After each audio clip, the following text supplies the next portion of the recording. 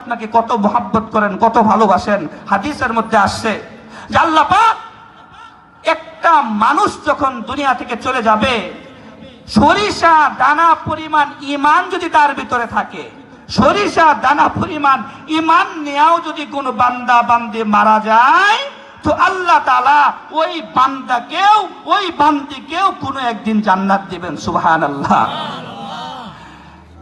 জাহান্নামে এক ব্যক্তি জাহান্নামের ভিতরে জ্বলতেছে, পড়তেছে, আল্লাহর দিলে দয়া আসছে। হাদিসের মধ্যে আছে আল্লাহ পাক জাহান্নামীকে বলে, এই কি খবর তোর? জাহান্নামে লোক, আল্লাহ পুরে সরকার হয়ে গেছি, বড় কষ্ট হইতেছে। আল্লাহ পাক বলে, তো কি চাও, কি চাও? জাহান্নামী বলে, ও আল্লাহ, জাহান্নামের শাস্তি তো আর ভোগ করতে পারতেছি না, কষ্ট হইতেছে। ও আল্লাহ, জাহান্নাম থেকে যদি একটু বের করে দিতেন। আল্লাহ পাক তাকে প্রশ্ন করবেন, প্রশ্ন করার পরে ওই বান্দা বলবে, আল্লাহ গো, একটু যদি জাহান্নাম থেকে বের করে দিতে পারতেন, খোদার কসম, আল্লাহ তোমার জাতের কসম, আর কোনো কিছুই তোমার কাছে আমি চাইবো না, তুমি শুধু আমাকে জাহান্নাম থেকে একটু বের করে দাও। আল্লাহ পাক ওই ব্যক্তিকে, ফেরেশতাদেরকে আদেশ করবেন, এই যা আমার এই বান্দাকে জাহান্নাম থেকে বাইরে বের কর। ফেরেশতারা ওই বান্দাকে জাহান্নাম থেকে জাহান্নামের বাহিরে বের করবে। যখন জাহান্নামের বাহিরে থাকবে, জাহান্নামের যে একটা আযাবের গরম, আযাব একটা শাস্তি, ওটার যে একটা তাপ তার শরীরে লাগতে থাকবে, যন্ত্রণা শরীরের মধ্যে থাকবে। আবার আল্লাহ পাক তাকে বলবেন, হে আমার বান্দা, এখন তোমার কি খবর? বলে, আলহামদুলিল্লাহ, ভালো আছে আল্লাহ। তো এখন কি অবস্থা?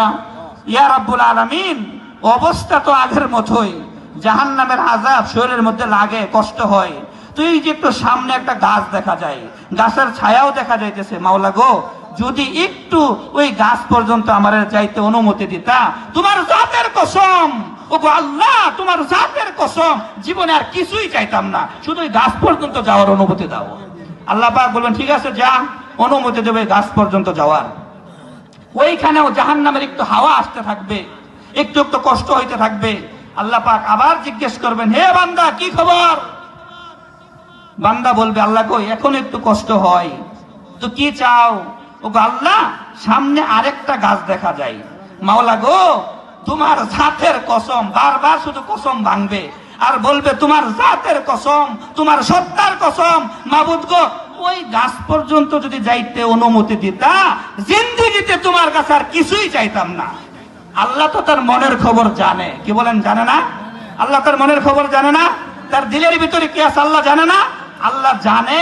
এরপর আল্লাহ ওই বান্দার সাথে মহাব্বতের কারণে, বান্দাকে যে আল্লাহ এত মহাব্বত করে, এত ভালোবাসে, বান্দার সাথে নিজে কথা বলবেন, বলবেন, যা, অনুমতি দিলাম, ওই গাছ পর্যন্ত যা। ওই বান্দা এবার ওই গাছ পর্যন্ত যাবে। ওই গাছ পর্যন্ত যাওয়ার পরে বান্দা দেখবে, আরে সামনে একটা দরজা দেখা যাইতেছে, হায়, জান্নাতের দরজা ঝলমল ঝলমল করতেছে, জান্নাতের নাজ নিয়ামত দেখা যাইতেছে। আবার আল্লাহ বলবে, এই বান্দা, কি খবর? বান্দা বলবে, আল্লাহ গো, কতবার কসম করলাম আর ভাঙলাম, কসম করলাম আর ভাঙলাম, আবার একটা কসম করতেছি, আল্লাহ, আল্লাহ গো, ওই যে জান্নাতের দরজাটা দেখা যায়, যদি দরজাটা একটু খুইলা দিতা, জান্নাতের নাজ নিয়ামত গুলো আমি দেখতাম, তোমার সত্তার কসম, তোমার জাতের কসম, এরপরে জিন্দেগিতে আর কিছুই চাইতাম না তোমার কাছে। আল্লাহ বলবে, ঠিক আছে, যা।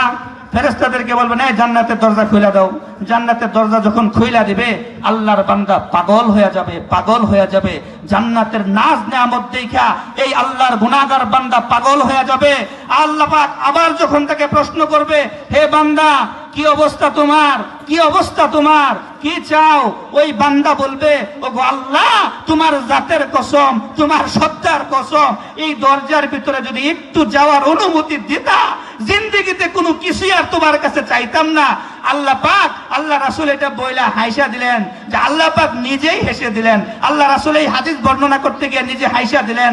আল্লাহ পাক ওই বান্দাকে আদেশ করবে, ঠিক আছে, যা, দরজা তোর জন্য জান্নাতের দরজা খুলে দিলাম, যা, জান্নাতের ভিতরে ঢুক। আল্লাহর রাসূল বলেন, ওই বান্দা যেই জান্নাতের ভিতরে ঢুকবে, আল্লাহর নবী বলেন, ওই জান্নাতটা হবে এইরকম 10টা পৃথিবীর সমান। সুবহানাল্লাহ। তো আল্লাহ তো চাই, আল্লাহ তো চাই বান্দাকে জান্নাত দেওয়ার জন্য, আমরাই তো নিতে পারি না। কি বলেন, ঠিক না? আল্লাহ কয়ে নে, আমরা নেই না। আল্লাহ আমার কাছে চা, তাহাজ্জুদের সময় আমার কাছে চা কি চাইবে, শেষ রজনীতে আমার কাছে চা কি চাইবে। আল্লাহর নবী বলেন, আল্লাহ রাব্বুল আলামিন সপ্তম আসমান থেকে প্রথম আসমানে আল্লাহর নাজ নিয়ামত নিয়ে উপস্থিত হয়ে যান। শেষ রাত্রিতে আল্লাহ পাক বলতে থাকেন, ও আমার গোলাম, ও আমার বান্দেরা, তোরা চা, তোরা গুনাহগার, আমার কাছে মাফ চা, আমি তোদের গুনাহ মাফ করে দিব। তোদের রিজিকের সমস্যা, আমার কাছে চা, রিজিকের ব্যবস্থা করে দিব। পেরেশানিতে আছো, আল্লাহর কাছে চাও, আল্লাহ পেরেশানি দূর করে দিবে। মুসিবতের মধ্যে আছো, আল্লাহর কাছে চাও, আল্লাহ মুসিবত দূর করে দিবে। আল্লাহ বান্দা বান্দাদেরকে ডাকেন তাহাজ্জুদের সময়। আমরা তো উঠতে পারি না, উঠতে পারি? এমনও মানুষ আছে জিন্দেগিতে একদিনও তাহাজ্জুদ পড়ে না, এরকম মানুষ আছে না? এরকম মানুষ আছে না? জীবনে একদিন তাহাজ্জুদ পড়তে পারে না, এরকম মানুষ আছে না? অভাব নাই, অভাব নাই।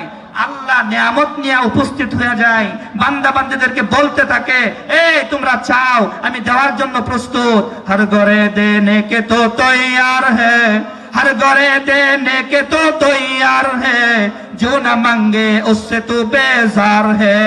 আল্লাহর ওলি বলেন, আল্লাহ সবাইকে দেওয়ার জন্য প্রস্তুত। যে যত বেশি আল্লাহর কাছে চাইবে, আল্লাহ তত বেশি তার প্রতি খুশি হবেন। যে যত কম চাইবে, আল্লাহ তত তার প্রতি নারাজ হবেন। মানুষের স্বভাব কি? একদিন চাইলে, দুই দিন চাইলে আমরা নারাজ হয়ে যাই, নারাজ হয়ে যাই। আবার আল্লাহর স্বভাব কি? আপনি যদি না চান, আল্লাহ আপনার প্রতি নারাজ হয়ে যাবেন। যে যত বেশি আল্লাহর কাছে চাইবে, আল্লাহ তত বেশি তার প্রতি খুশি হবেন। সুবহানাল্লাহ। এজন্য আমরা সবকিছু কার কাছে চাইবো? আল্লাহর কাছে। সবকিছু কার কাছে চাইবো? আল্লাহর কাছে। নিজের মনের কষ্ট কার কাছে প্রকাশ করব? আল্লাহর কাছে। নিজের মুসিবত কার কাছে প্রকাশ করব? আল্লাহর কাছে। পরিবারের সমস্যা কার কাছে প্রকাশ করব? আল্লাহর কাছে। নিজের যত কষ্ট আছে কার কাছে শেয়ার করব? আল্লাহর সাথে শেয়ার করব। কি বলেন, করব না? আল্লাহর কাছে চাইবো। আল্লাহ আমার মালিক, আমি তার গোলাম, শরম কিসের? গোলাম হয়ে মালিকের কাছে চাইতে লজ্জা কিসের? লজ্জা আছে? গোলাম হয়ে মালিকের কাছে চাইতে কোনো লজ্জা নাই।